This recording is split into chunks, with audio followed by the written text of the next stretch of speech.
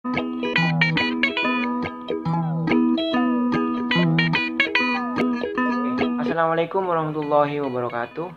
Firstly, thanks to our God, Allah, who has been given us mercies and blessing. Secondly, salawat and salam may always deliver to our Prophet Muhammad sallallahu alaihi wasallam, who has brought us from the darkness to the lightness. Thirdly, we want to say thank you to Miss Afifah Raihany to give us time to discuss our material. Okay, before I explain about it, the material today, it is about second language learning in the classroom. Before it, I would like to introduce ourselves. My name is Afifur Rohman, and then my partner is Fitri, Cantika, Indayani. Okay, thank you. Okay, Assalamualaikum warahmatullahi wabarakatuh. I'm the first presenter. I would like to explain you about second language learning. Second language learning is a conscious process where the learning of another language other than the first language takes place. Okay, second language learning could also refer to third, fourth, or fifth, so on and so forth language the learner is currently learning. Thank you. Okay, I will continue the explanation. The explanation about language learning strategies. Strategies in language learning are the steps a person takes to learn a language are very important in the performance of the language. It is defined as specific action, behavior, step, or techniques such as seeking conversation partners, such as or encouraging oneself to tackle difficult language texts that students use to enhance their own learning. There are 6 strategies that students use when learning a language. Strategies include: Number 1. Memory strategy. People who adopt memory strategies really are their memorization skills. Adopting this strategy will allow learning and retrieval through sound, for example, rhymes, picture, for example, mental image of the word itself or the meaning of a word combination of sounds and image. For example, keyword method and body movement, for example, response total physical. Mechanical means, for example, flashcard, or location, for example, on page or whiteboard. You can do lots of exercise on English grammar. And then number 2, cognitive strategies. People who adopt cognitive strategies tend to analyze and reason. Adopting this strategy will allow you to internalize language in direct ways such as through reasoning analysis, not talking, summarizing, synthesizing, elaborating, practicing in a naturalistic setting, and practicing structure and sound formally. Watch Korean dramas and try to imitate the way the character pronounce Korean words. And then number 3, comprehension strategies. People who adopt comprehension strategies find themselves guessing a noun word while listening and reading. Try to guess what word they don't know. Try to understand its meaning by looking at the word in context. And then number 4, metacognitive strategies. Metacognitive strategies. People who adopt metacognitive strategies plan, organize, focus, evaluate their own learning process. Try to observe how the second language teacher speaks in second language. Observe how they themselves speak in second language. Practice speaking in second language in a mirror. And then number 5, social and effective strategy. People who adopt social or effective strategies control their feelings, motivation, and attitude when in social situations such as asking questions, communicating with others, facilitating conversation and interaction. They encourage themselves to speak in second language even though they are afraid of making mistakes. They reward themselves for good performance.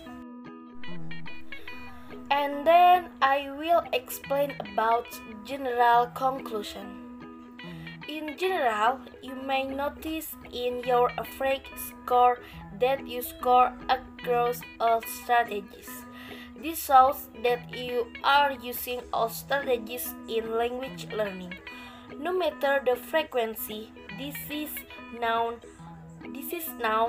as the strategy chain, a series of strategies that are interrelated, complementary, and mutually supportive.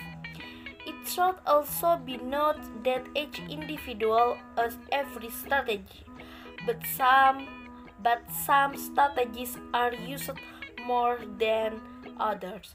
Research has shown that no one strategy is more effective than another. In later chapters, we will look at how teachers need to consider that different people have different mind strategies they use. Knowing this will help teachers plan their lesson to benefit each student is learning in language learning. Teacher can also help students develop awareness of learning strategies and enable them to use a wide range of strategies, broadening students' learning styles by having them try strategies outside of their primary preferences can also be useful. Also, for learners, it is good to note that although you have some strategies that you use more than others, research has shown that effective learners use variety of strategies. In the next subchapter, we will look at how people personality styles influence their learning styles and then the strategies they usually employ. The optimal learning finds ways to adapt strategy used to suit individual needs and develops a combination of strategies that work for them. Okay, I think enough for me and thank you. Okay, I will continue the explanation. It is point D. It is about activity for self-analysis of strategy adoption.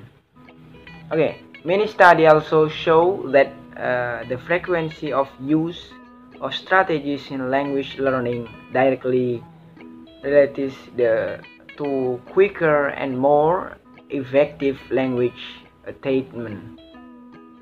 Regardless of assessment method, now take a sum of all average score for every part and divide it by 50. That will give you the overall average of your use of strategies. Okay, I will continue point E, classroom environment. We will be looking at the classroom environment that each personality, style, continuum work based in or prefer. Considering this, it is a good that a teacher makes the preferences so as to benefit all types of learning style of student. For the first, extraversion and introversion. Extraversion, discussion in the second language, role playing in the second language, conversation with other students in the second language, self introduction in the second language, presentation about the culture of the second language, interactive learning. It is for introversion. Introversion is uh, individual projects, independent reading in the second language, writing tasks in the second language, listening tasks in the second language, observation tasks such as to write a composition in the second language, space and time to think in assessment, and voluntary participant in class. Okay, for the second is sensing and intuitive. Sensing, learning involving sense, hear, touch, see, smell, taste, hands-on activities, audio-visual second language material, material that are relevant and in-depth, real-life application, class expectation to be presented clearly, theories present clearly. The next is intuitive. Intuitive, problem-based learning, autonomy learning, independent learning, group work, individual work. For the third is thinking and feeling.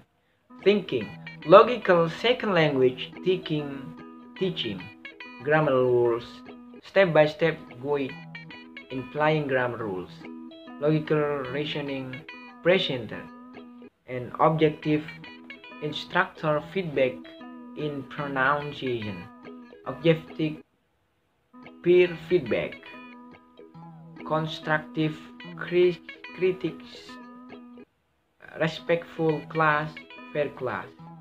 Feeling, positive rapport with instructor, positive rapport with other student, positive feedback and correction from instruction and peers, reward, relate class material or topic to people or human value. And then for the fourth, jogging and feeling. Jogging, clear detail instruction and with lines, grammar rules. Course, outline present, logical reasoning present, step-by-step guide. And then feeling, like a variety of assignment and assessment method, reason the purpose of study, assignment or assessment of them, pub quiz. Okay, that's all our presentation about second language in classroom. Forgive us if we have many mistake. Assalamualaikum warahmatullahi wabarakatuh. Thank you.